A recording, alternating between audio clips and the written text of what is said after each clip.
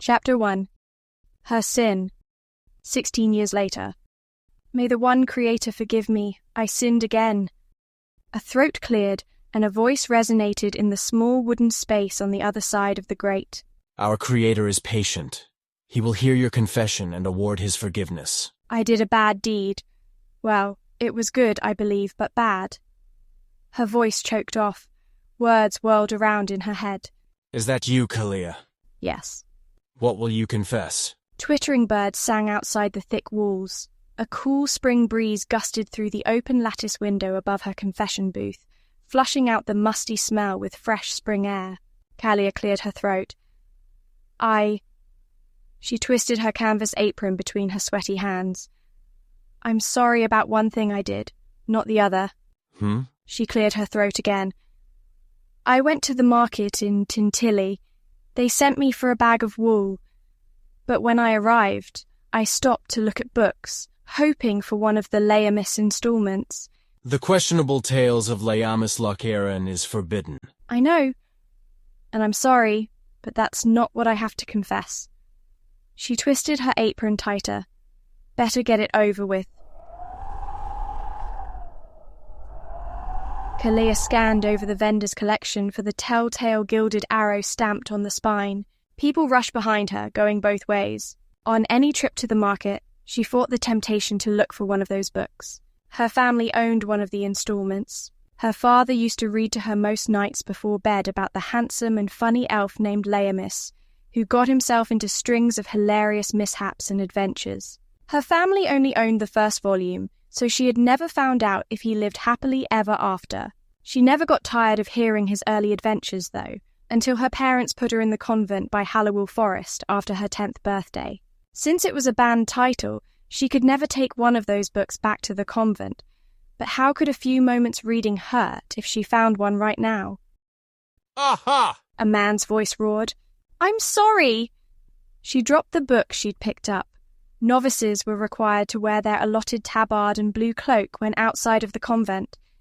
Any superior clergy member could catch her looking at non-religious books out here.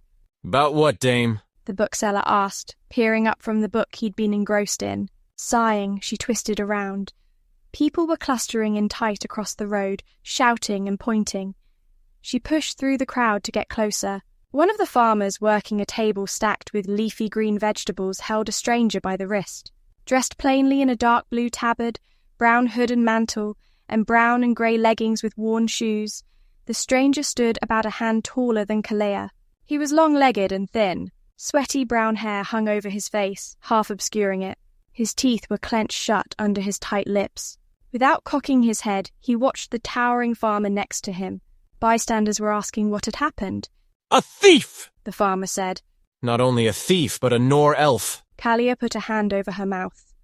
In this town, numerous elves had been bound and dragged off to the jailhouse simply for entering town. She hated it when these things happened. You know what happens to thieving Nor elves bringing their wicked sorcery here, do ya? The elf squirmed and tried to pull away. The crowd swarmed in closer. Where did he come from? Someone asked. He's been walking around invisible, the farmer said. Using none other than sorcery right here in our decent town, until I caught his shadow disturbing the look of the air. Not to mention he's a thief trying to steal my peas, and bad at his trade to boot. The farmer swatted the thief's head, swishing his hair aside. He was indeed an elf, pointed ears and all. Kalea had never seen one so close before. His smooth face glistened in the morning sun. His cheekbones were chiseled high. He was beautiful. The townspeople shouted for the nearest guard. Kalea squeezed a little closer, reaching for her coin purse. If she could pay for the food he had tried to steal, the farmer might relax. The elf would still be arrested, but no one should get hurt because of this. A rock whistled over Kalea's head and cracked against the wall behind the elf. He'd bent over to avoid it. When he lifted his head back up, his large eyes were glazed. The sweat on his cheeks sparkled and his eyes flashed a colour no human could flaunt. He was young. Maybe he hadn't known how poorly he'd be treated here. Kalea's stomach knotted like a length of beads. The kingdom of Shar didn't get along well with the sovereign state of Nor, and stray elves were prohibited in most places. They were usually imprisoned and ransomed back to their country, but this one might die before the guard could catch him if these people struck him hard enough. Another rock flew. Kalea winced. She didn't see if it hit, but the crowd roared and raised their hands high. The elf squirmed, his eyes darting, unsure where to settle them. Another rock. Kalea balled her fists. This shouldn't be happening. This could be one of the Creator's messengers in disguise, a hungry stranger. How could they do this? Yes, stealing was wrong, but they had regulated punishments for such crimes, like the pillory. She'd never witnessed this type of violence before. She'd heard about it in other places, but not here in Tintilly. Working her way backward through the crowd, she retreated to a shady alley and tied her handkerchief around her mouth to hide her identity. She pulled her hood down tight. Keeping her head low, she traversed the crowded street again, unfastening her washing bat from her belt, which was used to wash the convent's linens. Good thing she had forgotten to leave it at the convent this morning. She gripped the old wood, smoothed and worn from generations of use. Inching closer, she settled her fingers into the grip grooves worked into the handle over the years. A streak of blood trailed down the side of the elf's face from a nick on his scalp. Barking deep belly laughs, the towering farmer held the elf in place, inviting more rocks. Kalea's teeth gnashed hard. She sprang. Yelling, she raised the bat and swung it. It crunched across the farmer's nosebone. Her limbs moved before her brain could direct them. The elf leaned away from the bat's arc. Kalea teetered on one foot during the follow-through. The farmer dropped the elf's hand, roaring with vibrato. Rocks stopped flying, voices stopped shouting. The elf's mouth dropped open, his eyes met hers. She grabbed his hand. "Hurry!" she said, and pulled him through the throng. He agreed, gripping her hand in return. A jolt through her arm stopped her progression. The crowd had latched on to the elf, and he swiped back at them. When he jerked free, they ran through the rest of the market area, dodging many grabbing hands. One of the guards' voices thundered over the shouting crowd, alerting other guards to their direction. Kalea and the elf made it to the next square, where folk walked around with their water buckets and handcarts. A swarm of children laughed, chasing a young dog who was determined not to let them have the stick in its jaws. She and the elf ran across this relaxed area, darting into an alley behind a hanging straw rug an old lady was beating. To confuse the guards, Kalea picked the alleys she knew the best and took detours through cool, shady gaps between walls. They leaped over homeless beggars, ducked under soggy clothes strung between buildings, and broke through clouds of pipe smoke drifting from the mouths of layabouts. The guards' voices grew fainter. They drew near the edge of the small town where the buildings thinned out, and the river became visible over a hill after a sprint across a grassy patch. Kalea located a shallow rocky section, and they traversed across, their hands still linked. They stepped into the river, and the elf pushed past her to take the lead. Both of them were ankle-deep.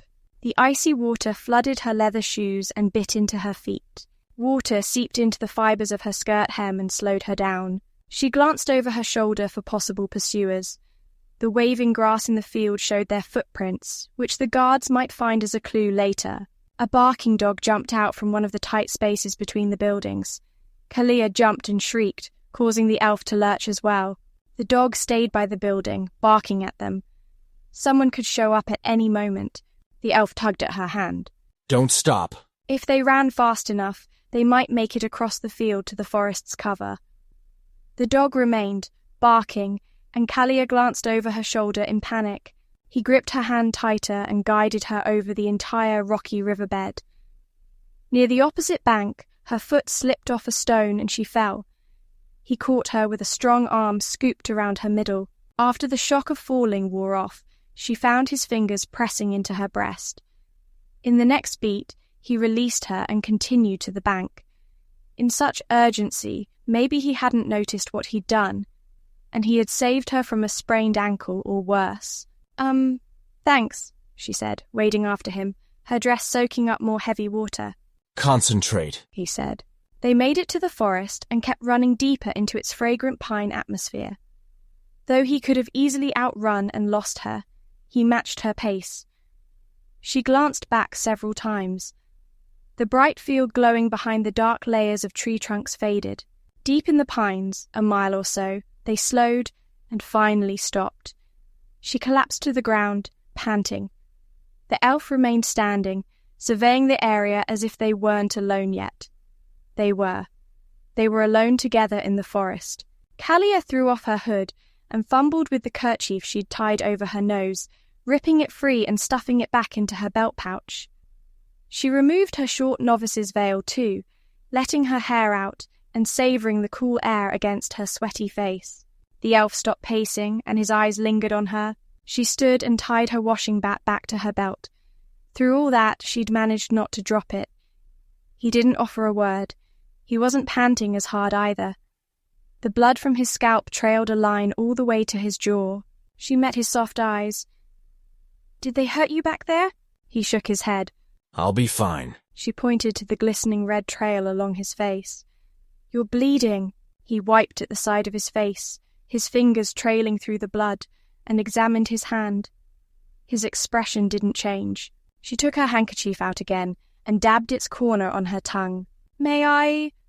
She stepped toward him. He winced before allowing her to wipe the blood away. Afterward, a new red stain shimmered on the cloth's corner. Elven blood sparkled gold in the light, apparently. That's better." Her knees wobbled under his gaze. She stared back until the pine needles rustling in the breeze no longer offered enough noise for her comfort. "What were you doing?" Her words burst out as if on their own. "Don't you know how dangerous it is for elves in these parts?" I do now. I'm hungry. I haven't eaten in 3 days and I got desperate. Arius Medalis will punish me again for such a mistake. He lowered his eyes to the ground. "Do you live in these woods?" He shook his head. As her stomach knots vibrated with all sorts of new bubbles she'd never experienced before, she reached toward him again. Her fingertips grazed the wiry design stitched on his collar. He lurched backward. "That's pretty. Did your mother make it?" No. "My mama used to make my clothes. She did needlework a lot. Joy and some other Vestals taught me about sewing, but I don't get to do it much. I wash the clothes mostly." What are Vestals? "You don't know what a Vestal is? How many towns have you visited?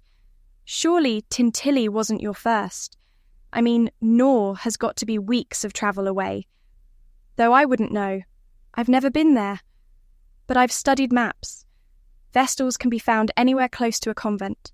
We humans are very religious." When she stopped talking, he didn't offer any words in return. He stared, as if still waiting for his answer. "Oh, well, I mean, Vestals are servants of the Creator. They're kind of like his brides." Kalea grasped her belt pouch, which jingled with the coins she'd been sent out with. "Oh no, I never got the wool they sent me to buy. You'd better leave. I have to go back to town. No, wait. I can't go back there. They might recognize me. I'll have to make up a story when I get back home. Please forget you saw me. I shouldn't be in the woods this deep. I'm not supposed to be alone with a man either." Agreed, he said. I shouldn't have been seen by you either. He cancelled his decision to turn away. Can I ask your name, though? I promise I'll forget it right after. Kalea put her hands on her hips. "Well, aren't you bold?" I never thought so before. Sorry. His head sank as he turned. "Wait!" Kalea stepped forward, opening her belt pouch, and pulled out a biscuit folded into another handkerchief she'd been saving for later. She unwrapped it and held it out to him. "My name is Kalea Thridmill." He looked at the biscuit and then lingered on her eyes for quite a while. He took it. Kalea, like a bell? "Pardon?" Your name is the sound of a bell ringing. She crossed her arms. "My name means life-giving waters." He shook his head. Kalea. See, it's a merry little bell. "You haven't told me your name." It's Dorhen Sufferborn. He bit into the biscuit and winced at its hardness. "What kind of name is Sufferborn?" I don't know, he said as he chewed. Arius Medalis has been calling me that since. "If my name is a bell, what's Dorhen? Something that swings on a hinge?" His smile dropped as he swallowed his current bite. My name is something that rolls downhill into a valley. Kalea cocked her head. But I like your name. I'll not think of it whenever I hear a bell chiming. Good. She took in the sight of his face in one more visual swallow. His throat apple worked up and down as he finished the biscuit. Thank you for the food, and for helping me back there. You'd better get away from here, or they'll be coming with dogs through these woods. They hate your kind in these parts. He drew his mouth tight and turned. She also turned to walk away, squaring her shoulders. She stole one more glance over her shoulder on the first step and caught him doing the same. Hurry now! She swiped her arm at him before walking briskly away. An interesting confession, Kalea. Father Liam. What is it? She breathed deep and easy now that her story was finished. I'm confused. About what, child? The whole thing. I committed a sin. I assaulted someone. I freed a thief. I saved an elf. I'm not sorry about it, and I feel guilty about not feeling sorry. I guess not being sorry is my second confession. The dark silhouette of his head bowed. You saved an innocent person who didn't deserve death. Kalea swallowed. Her constricted throat held back her voice. How did you know he didn't deserve death? I didn't. Exactly. The shadowy form on the other side of the grate leaned in closer. The Creator's intentions are not told to us. We toss around a saying, he is mysterious. It's an easier solution to turn to than trying to puzzle it out. However, I don't condone what you did. Kalea dabbed her eyes on a corner of her handkerchief. A dot of blood caught her eye, shimmering in the speckles of light through the grated ceiling of the little booth. Father Liam continued. It's no mystery that you will do penance, Kalea. But you may be experiencing some hint of the Creator's will. If this is the case, everything you did today was ordained, good and bad. Perhaps the elf would have died. I know how easily it happens. The Creator uses us to do His work, and not just clergy members like us. He uses everyone else too. Anyone He damn well pleases. We're doing His work, but no one said it would be easy or fun. So that means? I don't know what it means. I assume you were wearing your novice tabard. Yes, Father. I also wore my cloak. The novices wore regular peasant kirtles brought from home, as long as they met the dress requirements of modesty and simplicity. Kalea owned a light blue kirtle, and her chemise was made for housework. Strings had been sewn into the sleeves so they could be tied up high on her arms. Over their regular kirtles, the novices wore the signature woolen grey tabard, with the Creator's flower stitched on the front. They would soon graduate to wearing the full habit with a long veil instead of a short one. Since many would have known one of our novices did this, I'll assure you that you're under the protection of the sanctity of creation. I'll send a letter to the bishop about the incident. Your identity will be kept secret nonetheless. Thank you, Father. Now I'll assign your penance. Take it faithfully as you always have. Say 70 sovereign creators tonight before you go to bed, and another 70 in the morning. You'll do a shift volunteering at the hospital for a few days. Oh, thank you.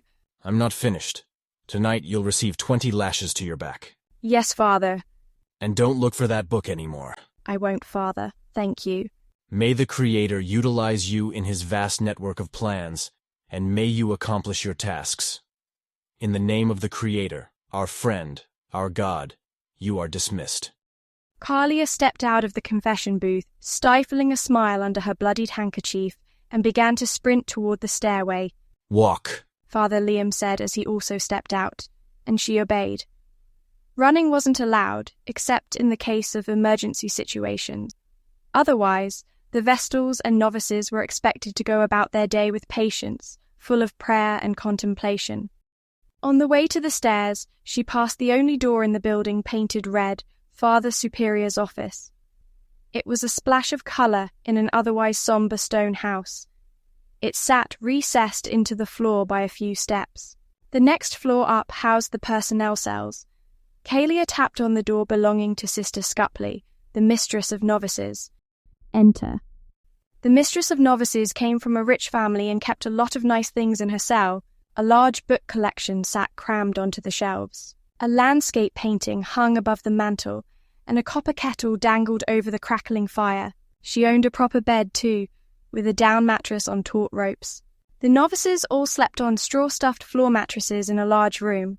The middle-aged Vestal sat at her desk, engrossed in an open book, the feather part of her quill waving above her hand. A fine porcelain cup of lavender and honey tea waited beside her with steam swirling into the air. She didn't bother looking up from her work. "What is it, Kalea?" "I have to do a penance when you have time." She dropped the quill and cracked her knuckles before rubbing her baggy eyes. "Again, girl?" Kalea lowered her head and spread her hands out by her sides. "It's worse than all my previous penances. 20 lashes to my back." The sister's mouth drew thin as she eyed Kalea. She was under no obligation to tell how she had earned the lashes after going through the confession process, but some sisters in this convent could barely contain their curiosity, a downfall they, for the most part, kept in check. "Well, I've been hunched over and smelling those ink fumes for the last 4 hours. Now is good."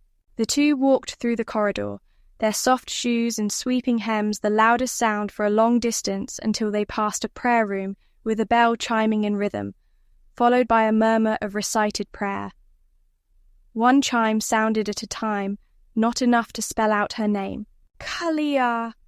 Her own name slid through her lips with the air from her lungs. Sister Scupley's eyes snapped her way. "What are you doing over there, saying your own name?" "Sorry, sister." Kalea dipped her head low and walked on with her lips clamped shut. Lashings and self-flagellation took place in the basement where the thick walls were surrounded by earth and the heavy doors shielded the inevitable sounds from the peace and serenity of the world upstairs. Kalea had never been one to shy away from doing her penance, at least after the age of 12, but her heart rate did increase as she descended into the cold, silent underground. When Sister Scupley opened the heaviest door in the convent, its hinges groaned with each movement. "Ooh, Renboom!" Kalea blew out a deep breath when it closed behind her. She'd try not to scream, but if it happened, no one upstairs would be bothered. "You know the procedure?" Sister Scupley said. Yes. She'd been lashed before, but no more than groups of 5. Some of them had been light switches to her arms or hands. This would be a new experience. First, she knelt at the altar at the basement's heart. Bowing her head over her folded hands, she murmured, "Sin is inevitable." She reached for the little silver hammer on the table and tapped the bell once. "From your generosity, ding, I humbly ask forgiveness." She tapped a third chime, bowed deeper, and rose. The prayer usually worked in calming her nerves, but this time it couldn't suppress the clamminess creeping across her flesh. The groin-vaulted ceiling in this place bowed low overhead, sectioning off the basement into a series of tunnels with nooks set up for private prayer and penance. Kalea went into a larger wing with storage cupboards and ropes hanging from the ceiling.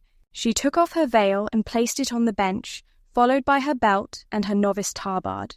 She unlaced the front of her kirtle and removed it. She folded it and placed it on the bench. Her chemise came off last, which she also neatly placed on the bench. Wearing nothing but her braids, she divided her hair and moved it away from her back as she approached the ropes dangling from the ceiling and put her wrists through their loops to help her stay in place. The cupboard where they stored the various types of whips necessary for penance and flagellation creaked open. Kalea always averted her eyes from the selected penance tool, but this time she stole a glance at the thin leather whip with fringe at the end when Sister Scupley moved around to her back. Trembling all over, she bit her lip. "Who cares about momentary pain against the life of an innocent? Throughout this ordeal, I'll thank the Creator again and again for having rescued him." Kalea closed her eyes and awaited the first lash. Whack! A familiar ceiling with huge bowing crux beams hovered over her. Everything between now and the 20th lash blurred in the pulsing rage of pain dominating her memory. Bandages had been wrapped around her torso. Someone had tucked her into bed. Her eyes focused on the serene, enveloping darkness in the big dorm room where all the novices slept. The usual rhythm of many girls' breathing filled the air. A sting ripped through her back as she attempted to move. She accomplished only a whimper. She had done it. A smile spread on her face. She had saved a life and paid the price. Fighting to move her heavy arms, she wiped her eyes and put her hands together. My dear, dear Creator, thank you. Thank you for granting me the opportunity to save the life of an elf today. Or perhaps you wanted to test my bravery. If so, I accept your test and any other challenge you want to send me. And I want the elves to have your blessing, because I know they're your children too. Thank you for setting me on my path, the path I'm meant to walk. When she pictured Dorhen's face, sincere and smiling, her smile broadened. Her eyes fell closed of their own accord. Her thoughts drifted beyond her control. She had to recite 70 sovereign creators before falling asleep. Drowsiness pressed upon her eyelids, but she tried to say her prayers anyway. Our sovereign Creator, it is you who, Almighty, in our lives, your blessings, and in your name, may there be, and please, I want to see that elf again.